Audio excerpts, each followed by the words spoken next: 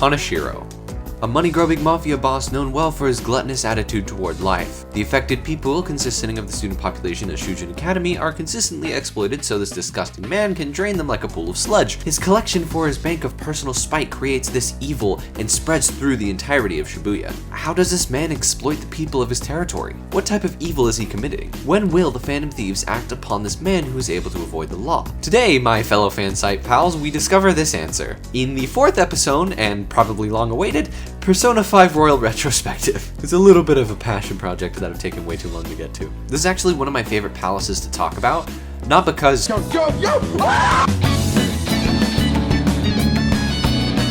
but instead because the community is split between if it's good or bad. Throughout my thoughts and small explanation of the story today, I'll show you my analysis on the palace as a whole instead of going super in depth. I'm trying to be more concise with the retrospectives and get a bit more to the point. So anyway, without further ado, let's go perform this heist. Wait. I need to hack into your brain first. Quick spoiler and sensitive content warning. We've got past the worst of the content, but this one covers exploitation and illegal activity. So now that you know, let's actually get started.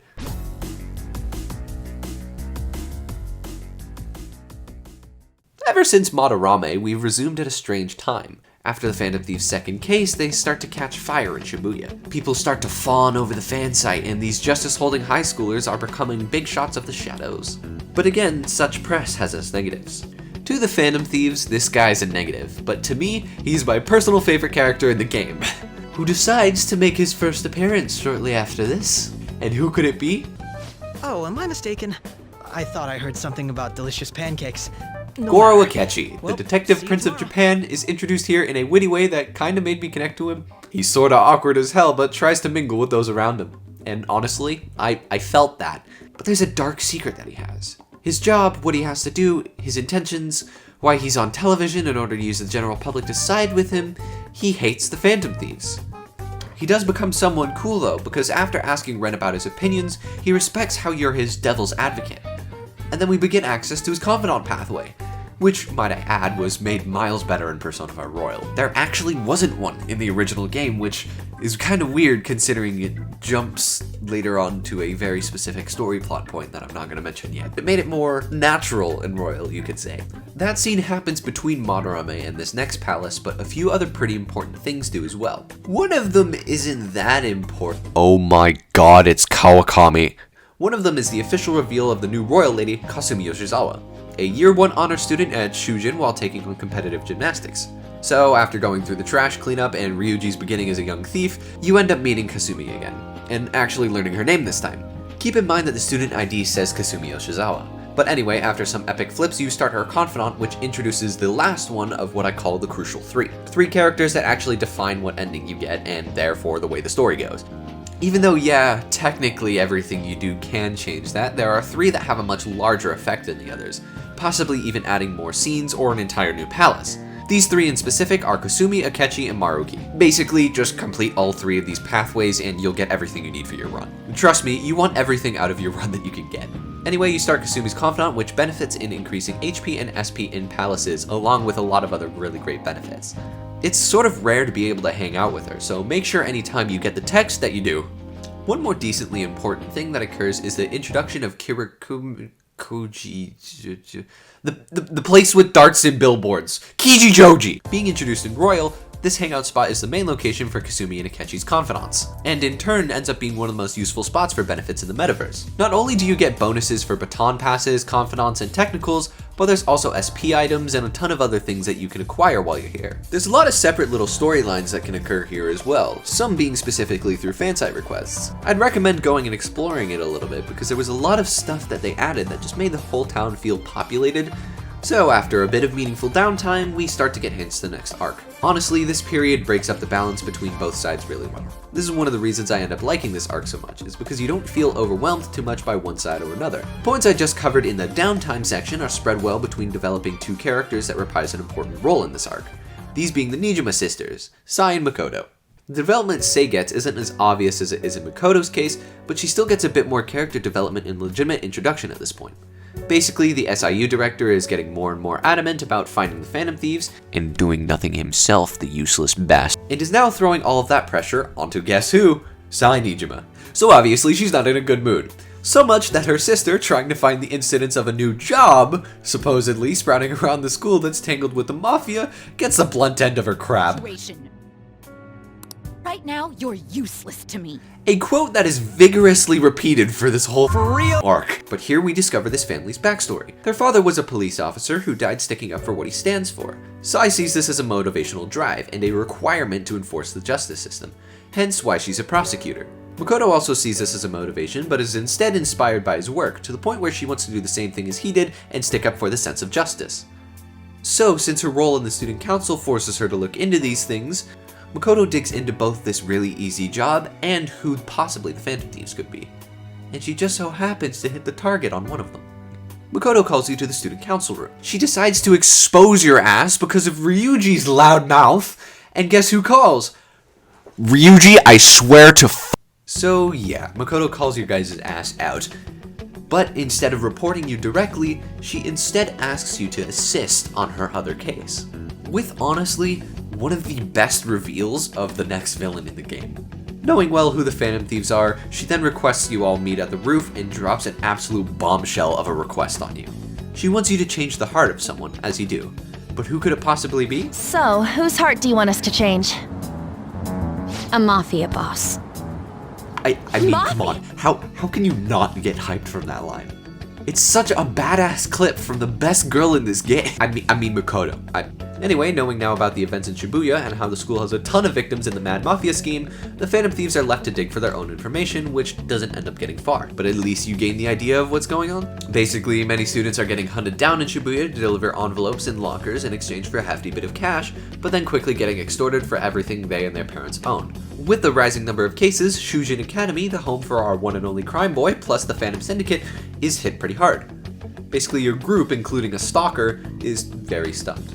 Until, of course, you remember, you have access to a human garbage, access to a journalist. If you remember from the beginning of the Madarame arc, it is none other than Ichigo Oya, a fallen from grace journalist who has a good bit of insider information as to exactly who can be behind this scheme. Let me tell you what I think about... Oya is my least favorite character in this game. Her story, although you're supposed to feel bad, feels kinda cliche and bland, and the only reviving trait of her confidant is Lala. But back to the living trash bag, Oya is absolutely for real and ends up getting her way through bargaining. And in trade for giving her a date with Mishima, you get the name Junya Kaneshiro, the man behind what is only referred to as the Japanese Mafia. After entering the cognition of this man, seeing the entire Shibuya being his own bank, each person turns into an ATM. Yeah, one of those cash dispensing machines. It's kinda morbid. This is a pretty cool way to show how Kaneshiro exploits his members though, seeing them as cash dispensers in his floating UFO bank. See, as funny as this is, I think it's a really cool way to show how villainous this man feels he is. Junya floats around the bustling streets of the city, sucking all the bread into a floating vacuum. It's a funny way to represent something so diabolical. Yet for our Phantom Thieves, there is no way to actually reach the entrance of said bank. Just yet. With a new Scooby-Doo question to answer, our gang leaves the metaverse for the day and strategizes on how to become a so-called member of this bank. They need not wait for long though, because a day or few later, Makoto decides to finally not be useless to me, and decides to charge headfirst into the quarters of the Mafia, while on a phone call with the rest of the Phantom Thieves. After bull rushing into Kaneshiro's strip club dungeon, with Ryuji intently risking his life, Kaneshiro corners everybody in the party. He threatens to send some intimidating photos to the school, being you surrounded by drugs and alcohol. In spite, he wastes about 3 million yen. But lucky for you, he forces Makoto to get that money back, in turn making Makoto a member of Bank Kaneshiro. He then tells the group that they have 3 weeks to attain this 3 million, or more specifically, the group has 3 weeks to change his heart. Luckily, you peacefully leave the strip club, and Makoto ends up feeling even worse about this. Yet now that Makoto is considered a special customer, Yusuke sparks an idea. Take Makoto into the metaverse. This obviously pays off since the UFO decides to pick up Makoto, and the Phantom Thieves promptly follow her. From here, this cues the intro into gameplay, and easily one of the best palace themes in the entire game. I really can't hype it up much more, so I'm just gonna let you guys listen.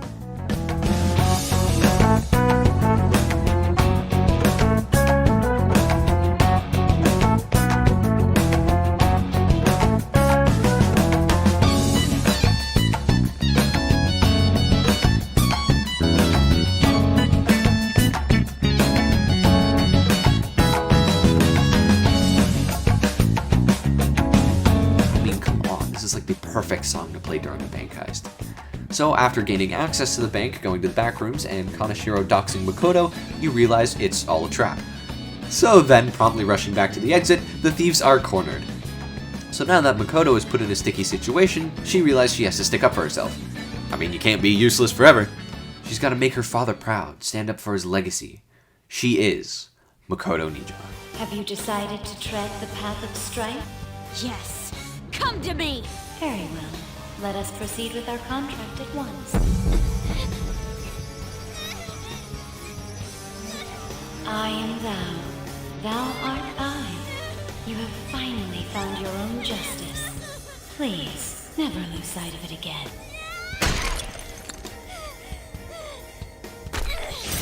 This memorable day marks your graduation from your false self. What the hell?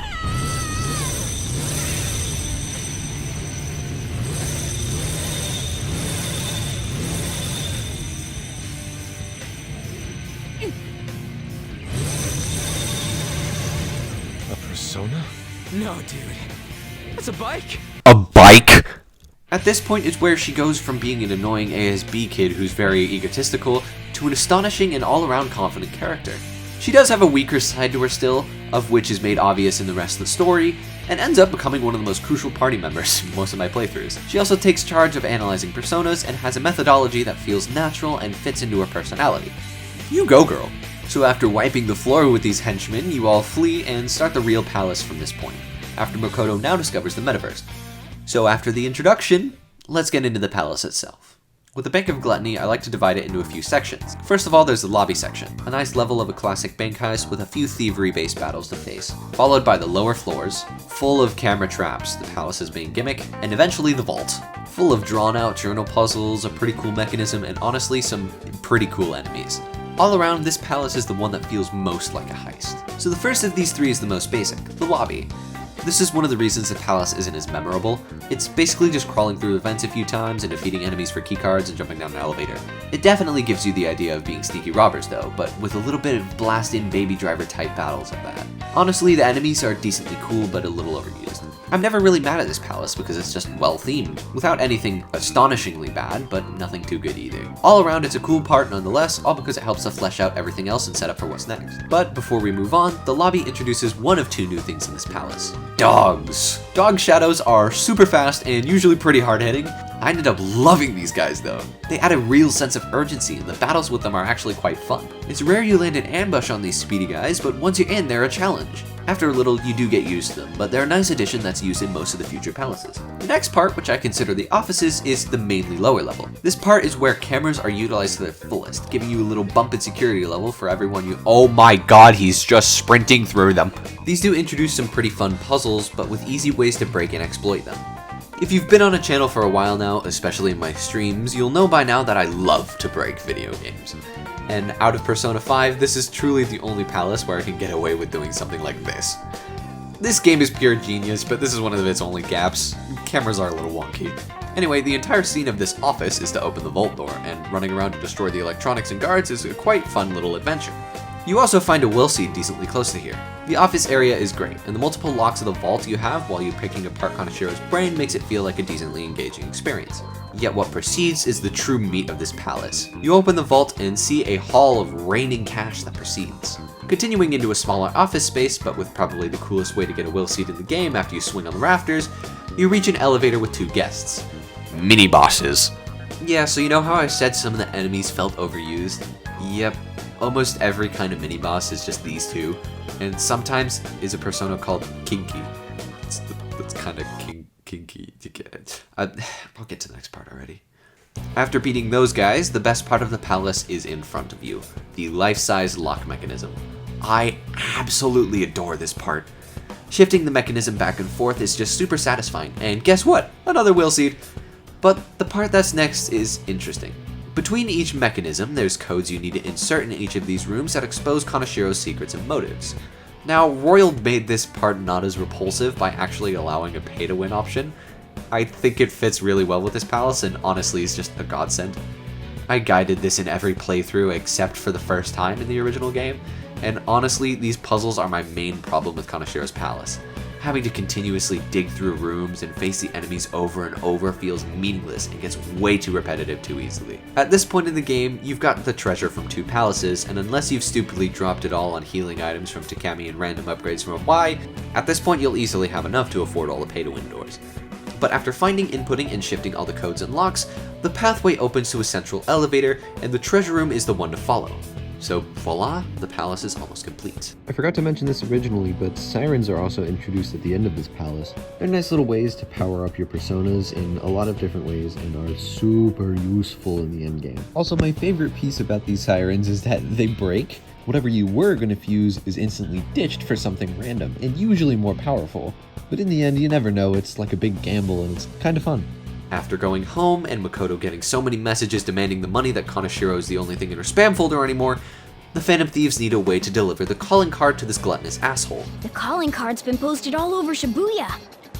A good idea, no? Given the theatrical nature of this one, Kaneshiro must surely have been contacted about it. All of you, bring me your earnings. If you don't surpass your quota, I'll kill you. As you invade the money laundering room of the Thanos man with a suspicious mustache, there's another vault, of which he had his lackeys surround. Basically, Kaneshiro is like, money, and you say, no. And then Kaneshiro just casually turns into a fly. See, even his lackeys are confused. Like what? I guess it's symbolic for being a bug flying around his victims' wallets, slowly annoying them for a bit of cash. You get to the good main portion of the boss. The vault opens up to reveal the metallic, humongous, gluttonous Piggytron. Basically, this giant robo-farm animal can inflict you with fear. How? That's a good question. I mean, it's just a giant pig made out of— oh my god! So the Piggytron has 2 phases. One where it's just mean and spits rockets, and one where it full transformer rolls onto your ass. Kaneshiro himself then attacks, and once you battle him a little, and summons fly bodyguards. The new part in Royal was this battle. These guys are actually pretty fun, reminding me a lot of the Shinra guards from Final Fantasy VII Remake. And you finish them off in the same way too. Pretty much all I can say about this palace. It was plain fun and not much else. So basically you defeat Kaneshiro, his money comes crashing down on him in his evil snooty way. He exposes the one in the black mask. He tells the group how there's another metaverse user who's abolishing palaces, killing his enemies, and extorting this weird world for his own personal gain. But as the palace comes crashing down, your time to interrogate him gets cut short. I honestly find the foreshadowing pretty good. And as the game progresses, you get closer and closer to figuring out the mystery man while enacting justice upon foes. I will admit, the setup for this is foreshadowed most obviously in the last 2 palaces, but the way it's continued is really nothing short of genius. After just kinda driving off the cliff of the bank, and going back into the real world where a golden suitcase crashes onto Morgana's dumbass head, with at the very least a severe concussion, the thieves retreat to Leblon, only to figure out Kaneshiro's prized possession is none other than fake money, with his face on it. You egotistical bag. Hey, I mean, you can still sell the suitcase. The next morning, Makoto calls, saying Kaneshiro just turned himself in and has atoned through the actions he had with the Phantom Thieves. And that's pretty much it for the Palace storyline. It's a cool way to introduce Makoto, and even though there wasn't much that happened with the main story, the little bits of foreshadowing were kinda nice. Next thing we know, we're following the story of Sai Nijima, confused as to how the Phantom Thieves got a hold of Junior Kaneshiro. She traces back questions Makoto asks and has a hunch that she's somehow involved in this. Then, woo, yeah, tell this principal to shut the— Wait, who are you calling? Then finally, you have the last text for the Kaneshiro arc, with exams coming up shortly. I mean, this ending is kind of abrupt considering they cut it off right after you beat the palace, which could be any day. If there was an opportunity for them to do this, it's in this palace, but what I find genius is the amount of small details that build up as it goes on. I mean, did you miss any? You think you didn't, but even when I'm writing this video, I'm like, oh hey, that's foreshadowing. And foreshadowing that is still decently subtle this many years later is just top notch, and is a small thing that just makes this game a little bit better. I digress, we go back to the bed and then get transported to the present. Boom! Seiya aggressively bashes the interrogation room table. This new ally you gained was Makoto? Just tell me the truth! Indeed, Sai-san. Yet now with her sister on the line and Kaneshiro turned in, she begins to believe you. And from this place forward is when I begin to really like where Sei's character is taken. You place your trust in her, so she does so back. And voila! Story-based confidant is founded. I am thou art— yeah, we get it. We're running out of time. Let's move on to your next target. Actually, I should rephrase that. They targeted your group first, didn't they? The identity of your opponent is this. We have no pictures. Even their names and identities are unknown. If what you told me is true, then this nav thing you've mentioned wouldn't have worked in this case. How did you target them? Tell me everything. Medjed, the online menace we know little to nothing about at this point in the game. How will the Phantom Thieves take the heart of this great unknown? What pyramid do we have to scale in order for justice? Will we prevail to the realm of Anubis, or will we fall into the tomb? Find out next year, I mean, next time on Persona 5 Royal, a retrospective. Okay, now back to Kaneshiro. In total, this palace is both a mix of interesting, fun, and annoying, yet the music is top tier and the reason I ended up having a soft spot for this one. After replaying it and going in deep, there's definitely some flaws that made it annoying, and the devs knew that going into Royal. The story, as awesome as it is to take down the Mafia, serves mainly to develop, foreshadow, and drive other characters in the upcoming story. The palace itself is fun with a few new features that keep you interested for the story, yet doesn't have as much charm in the design as Kamoshida or Monorame. Implementing the pay-to-win was kind of funny, and for this money-grubby palace, it was really fitting. Yet, there's not really any other palace that could get away with that to make it feel natural.